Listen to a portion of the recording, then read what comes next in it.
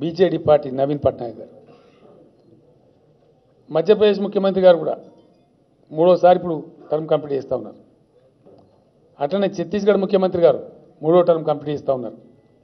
అంటే ఎక్కడనైతే ప్రభుత్వాలు మంచిగా పనిచేసినాయో అది పార్టీ కూడా చూడరు ప్రజలు.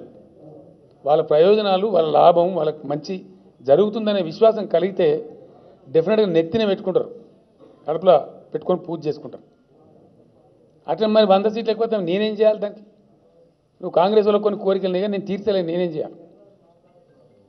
నాకు ఆ మధ్య దరఖాస్తు పెట్టుకుని వచ్చింది, మాకు నువ్వు కరెంటు మంచిగా చేసినా మాకు కూడా ఇంటికాడ మంచిగానే వస్తుంది, మరి మేము దివాళీ తీసి నువ్వు కూడా బయట మేము జనరేటర్ల దుకాణం వాళ్ళు, మరి నేనేం చేయాలి? దానికి కరెంటు బాగా మంచిగా వచ్చే వరకు ఆ ట్రాన్స్ఫార్మర్ రిపేర్ దుకాణం వాడు, జనరేటర్ దుకాణం వాడు దివాళీ తీసిన, అట్లే కాంగ్రెస్ పార్టీ కూడా దివాళీ తీసింది. దానికి నేనేం చేయాలి?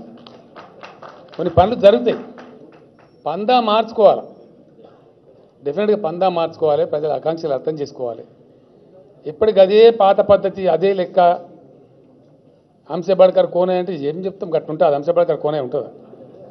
ఇప్పుడు కిస్తే బడ్కర్ కోనే, ఆంధ్ర వాళ్ళు అట్టన్నారు హంసే బడ్కర్ కోనే. ధర్మం ఉన్న కాడ, న్యాయం ఉన్న కాడ, మంచి జరిగే కాడ డెఫినెట్గా మంచి పనులు జరుగుతాయి. వాళ్ళని చూస్తే నవ్వుతుంది.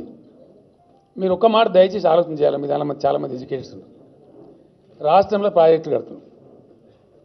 ఆంధ్రప్రదేశ్ ఉన్నప్పుడు తలపెట్టిన ప్రాజెక్టులు మన అడ్వాంటేజ్ కట్టలేవలు, ఎందుకంటే వాళ్ళకి స్వచ్ఛంగా నీళ్ళు ఇద్దే ఉద్దేశం లేకుండే. మనం కడుపు నిండా నీళ్ళు తీసుకోవాలి కాబట్టి, పంటలు పండాలి కాబట్టి మొత్తం రీడిజైన్ చేసుకున్నాం. మనకి ఎట్లా అనుకూలమో, ఎక్కడ నీళ్ళు ఉన్నాయో అక్కడి నుంచి తీసుకోవాలి. తూతూ మంత్రం ప్రాజెక్టులు కాదు, పక్కా ప్రాజెక్టులు ఉండాలని రీడిజైన్ చేసినాం. ఆ రీడిజైన్ ఎట్లా చేసినాం, ఏం సంగతి అని నేను అసెంబ్లీలో చూపించిన. వీళ్ళు బైకాట్ చేసిపోయారు. ఎందుకు అనండి నాకు అర్థం కాదు. దాన్ని ఏమైనా అర్థమా, తాత్పర్యం? ఒక ప్రతిపక్షం చేసే పనినా ఇది?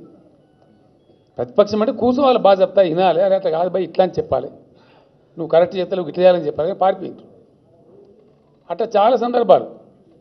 ఇంకోసారి వాళ్ళు అడిగిన చర్చ అడిగిన మంచి పెట్టున్నాయని చెప్తే మేము ఇప్పుడు ప్రిపేర్ లేమన్నారు. ఆ ప్రిపేర్ లేమని చెప్పినా కూడా ఎవరు, ఇప్పుడున్న పిసిసి అధ్యక్షుడే. మేము ప్రిపేర్ కదా, మరి ప్రిపేర్ కాకపోతే ఎందుకు వచ్చినాం అసెంబ్లీకి? నేను నాదాన్ని దుష్మని ఎందుకంటే కిందికే అన్నా. ఓ లెక్క తెలియదు, పత్రం తెలియదు, స్టాటిస్టిక్స్ లేవు, అబద్ధాల మీద, అసత్యాల మీద అంతులేని నమ్ముతారా జనం?